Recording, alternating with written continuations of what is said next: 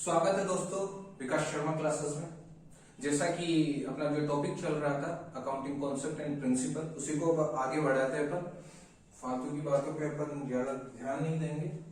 तो जो टॉपिक चल रहा था वो चल रहा था अपना अकाउंटिंग कॉन्सेप्ट एंड प्रिंसिपल। उसका जो मैंने पहला अवधारणा बताई थी वो थी आपकी पृथक अस्तित्व की अवधारणा, सेपरेट एंटिटी कॉन्सेप्ट बता दिया था मैंने। अब आ रही है आपके पास दूसरी अवधारणा जिसे बोलते हो आप द्विपहलू। क्या बोलोगे? द्विपहलू भी बोल सकते हो, द्विपक्ष भी बोल सकते हो, और इसका एक और नाम हो जाता है दोहरा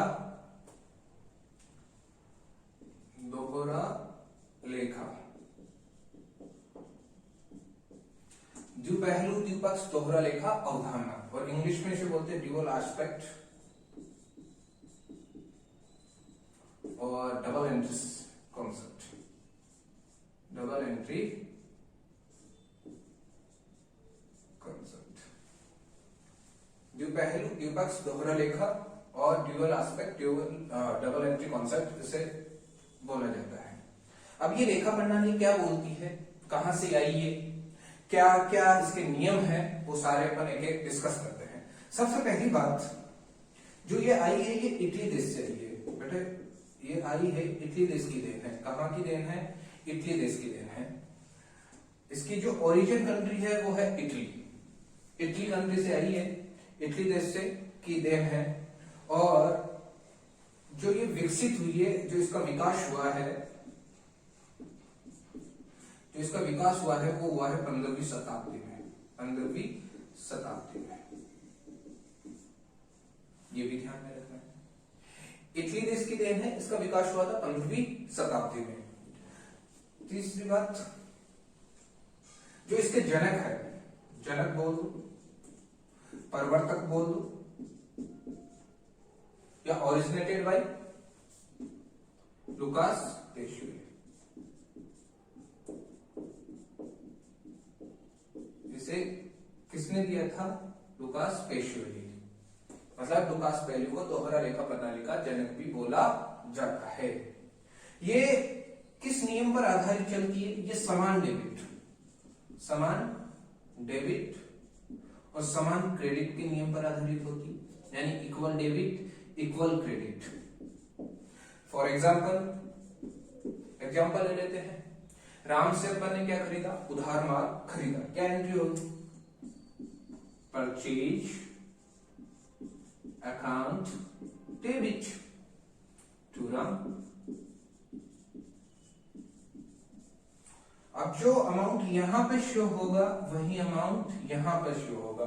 मतलब इक्वल डेबिट इक्वल क्रेडिट के नियम पर ये चलती है। सर ये बात भी समझ में आ रही।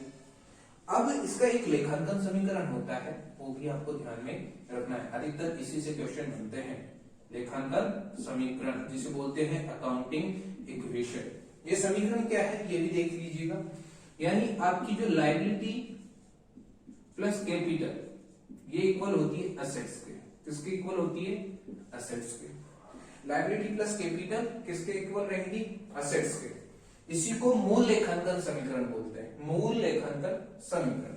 ये समीकरण कुछ इस तरह से भी बन जाता है, assets minus capital equals to liability हो जाए, या फिर असेट्स माइनस कर दो असेट्स में से लायबिलिटी को, तो क्या बन जाएगा? कैपिटल बन जाएगा। कैसे भी बन जाता है घुमा फिरा के, लेकिन ओरिजिन मतलब जो मूल लेखांकन समीकरण है वो कौन सा है? Assets. Liability plus capital equals to assets वाला है। आपको क्वेश्चन बोलेगा लेखांकन समीकरण, तो लेखांकन समीकरण में तीनों आ जाएंगे। इधर भी घुमा फिरा के दे दो, कैसा भी बना दे तो लेखांकन समीकरण तो वो आपका हो जाएगा। लेकिन मूल लेखांकन समीकरण की बात होगी तो केवल इसे लिया जाएगा। ध्यान में रखना है, इसे लिया जाएगा। क्वेश्चन बोल सकता है कि मूल लेखांकन समीकरण बताओ, और ये क्वेश्चन में ना हो और ये दिए हुए हो और नन ऑफ द अबव का ऑप्शन हो, तो नन ऑफ द अबव का ऑप्शन आप चूज करोगे। मूल लेखांकन समीकरण तो ये ही है। ध्यान में रखना है इस बात को। यानी ये इटली देश की देन है, विकास हुआ था इसका 15वीं शताब्दी में। इसके जनक और प्रवर्तक लुकास पेशुएली है।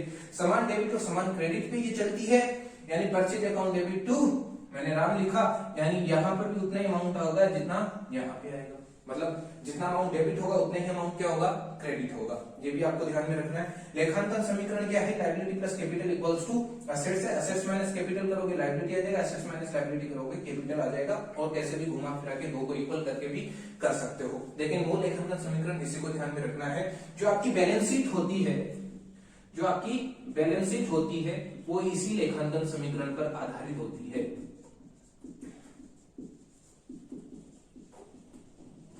ध्यान में रखना है, ये भी आपको ध्यान में रखना है।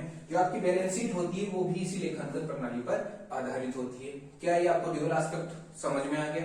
यानी दोहरा लेखा प्रणाली मैंने बताया, दोहरा लेखा अवधारणा बताया, यानी ये क्या है, किस तरह से काम करती है। सारा अकाउंटिंग का कॉन्सेप्ट ही इसी से चलते हैं, मतलब सारी अकाउंटिंग ही, मतलब एक तरह से अकाउंटिंग की शुरुआत है ये, एक तरह से आप बोलो तो, क्योंकि यहां से ही आपके डेबिट क्रेडिट के नियम स्टार्ट हुए थे। 15वीं शताब्दी में इसका क्या हुआ था, विकास हुआ था। साथ ही साथ इसके जनक लुकास पेशियोली है। लेखांकन समीकरण लायबिलिटी प्लस कैपिटल ये इसी की देन है। बैलेंस शीट इसी लेखांकन समीकरण पर आधारित होती है। बस इतने सी बातें हैं जिनको आपको याद रखना है। इससे कोई भी क्वेश्चन आएगा वो आप बिल्कुल इजी वे में कर सकते हो। बस इतना सा ध्यान में रखना है, मूल लेखांकन समीकरण ये है, इसी से आपको थोड़ा सा घुमा फिरा के दे सकते हैं क्वेश्चन। और ये 15वीं शताब्दी में इसका विकास हुआ था, ये भी ध्यान में रखना है। तो आज के लिए इतना ही है, धन्यवाद। मिलते हैं अगले वीडियो में, धन्यवाद।